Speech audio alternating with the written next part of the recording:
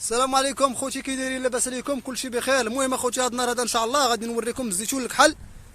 ها هو كما كتشوفوا الزيتون الكحل ديال الطرقاد اللي عزيز عليه الزيتون الكحل. ها الزيتون الكحل، المهم غنقول لكم الثمن ديالو. الثمن ديالو 15 درهم كما كتشوفوا معنا، 15 درهم، ولكن راه معزول. ها انتم الحب تبارك الله، هي الغليظ راه ما كاينش، يعني ما كاين لا توجيه لا والو، السلعه بحال بحال. ها انتم اخوتي كما كتشوفوا معنا، ها هو كلشي قدام عينيكم. وحاجه اخرى بالنسبه للناس اللي كيسولوا على الطريقه كيفاش يديروا يرقدوا الزيتون، الطريقه راه ساهله ماهله. غادي تشدوا الملحه الحيه.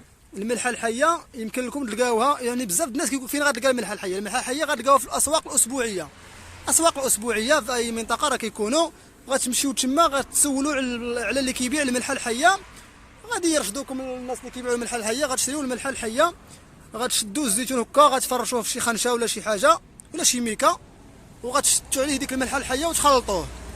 من بعد ديروه في شي بلاستيكه، يا اما ديال الميكا يا اما ديال الخناشي ديال الزراع اللي تيكون فيهم الزراع.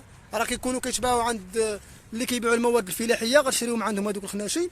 من بعد غادي تجمعوا ديك الخنشه، تعمروها تعقدوها وتحطوا فوقها شي حاجه ثقيله، باش يتعصر داك الزيتون، تيتحيد منه داك المرج، وكيبقى غير الزيتون راسو، باش من كيطيب ما كيبقاش فيه المرج، وديك نسبه المرج كتحيد منه، وكيبقى غير الزيتون يعني طبيعي ومصاوب على اليد. يعني اي واحد يمكن له يصاوب هذه الطريقه، راه ساهله.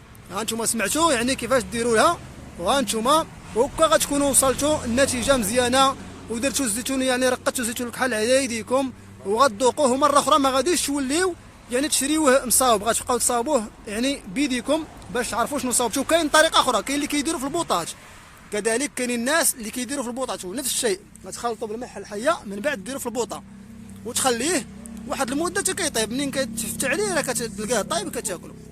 وهذا هو اللي كان اخوتي. المهم نتمنى الى اعجابكم هذا الفيديو، وما تبخلوش لنا بلايك واشتراك، وشكرا لكم على حسن المتابعه، والى فيديو لاحق. السلام عليكم ورحمه الله تعالى وبركاته.